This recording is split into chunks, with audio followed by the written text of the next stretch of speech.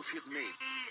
Dieu qui avait promis qu'en ce jour-là apparaîtrait quelqu'un qui serait un prophète au milieu d'eux.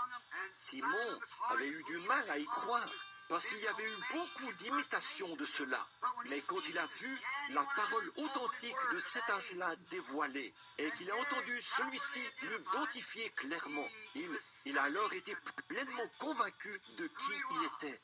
Et c'est lui qui a dit, « Seigneur, à qui irions-nous » quand la question lui a été posée. Quand, parmi les foules, la séparation se faisait entre les croyants, les incroyants et les soi-disant croyants, qui étaient tous les trois présents dans cette même multitude. Les croyants, les soi-disant croyants et les incroyants se trouvaient ici même dans ce chapitre. Et le fait que Jésus avait prononcé ces paroles de cette façon, c'est ce qui avait divisé son assemblée. Mais c'est ce qu'il fallait faire. Il était un grand homme tant qu'il guérissait les malades. Mais lorsqu'il était question de la doctrine et de la prophétie, voilà ce qui a séparé la balle du blé. Voyez, la balle ne fait qu'envelopper le blé. Elle n'est pas le blé. Elle ne peut pas être utilisée. Il n'y a rien en elle. Aucune vie. Elle est l'enveloppe et elle ne peut pas rester avec le blé. Elle n'héritera pas avec le blé. Et alors il faut, nous parlons là du grain, du cœur, le grain de blé. Maintenant, remarquez, Pierre était convaincu que c'était là le Messie.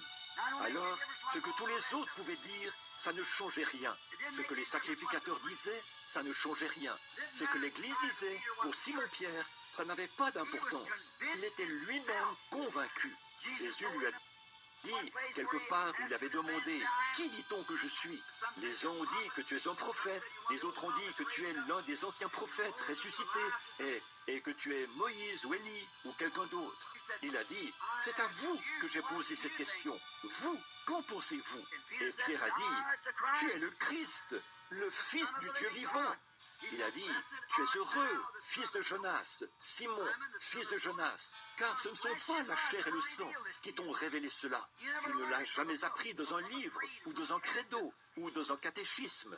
C'est mon Père qui est dans les cieux qui te l'a révélé. Voilà un véritable croyant. La révélation spirituelle de la parole, voyez ? Et tu es Simon, et sur ce roc, ta révélation de qui je suis, je bâtirai mon église, et les portes du séjour des morts ne pourront prévaloir contre elle. Voyez, pas étonnant que Simon ait dit, à qui irions-nous? Jésus s'est retourné et a dit, voulez-vous aussi vous en aller?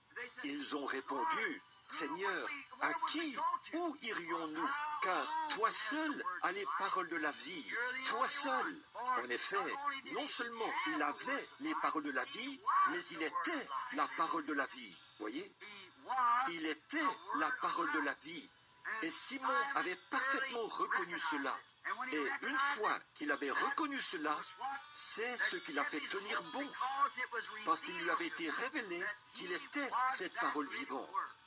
Voilà le véritable croyant, quand c'est le Saint-Esprit, pas quelqu'un qui était persuadé par quelqu'un d'autre ou par quelque chose d'autre, mais quand c'est le Saint-Esprit qui vous a révélé la parole elle-même et que vous voyez la parole rendue claire, confirmée, alors l'Esprit de Dieu vient et entre dans cet âge pour la parole de cet âge et il la manifeste. Comment un homme aurait-il pu ne pas croire Luther s'il avait su cela? Luther était un réformateur. L'esprit de l'homme avait paru là pour amener une réforme. Wesley, même chose. Il fallait que les gens y croient. Voyez, c'était là le message à l'âge de l'Église. C'était exactement ce qui devait arriver. C'était ce qui devait se produire. Il fallait y croire. Et nous voilà arrivés à l'âge de Laodicée. Et on nous enseigne que dans l'âge de Laodicée, Christ a été expulsé de son Église, même qu'il frappait à la porte, cherchant à y rentrer. Alors, quand nous voyons cela arriver, nous savons dans quel âge nous vivons. Et là, nous sommes à la fin de l'histoire du monde. Le livre est en train de se terminer.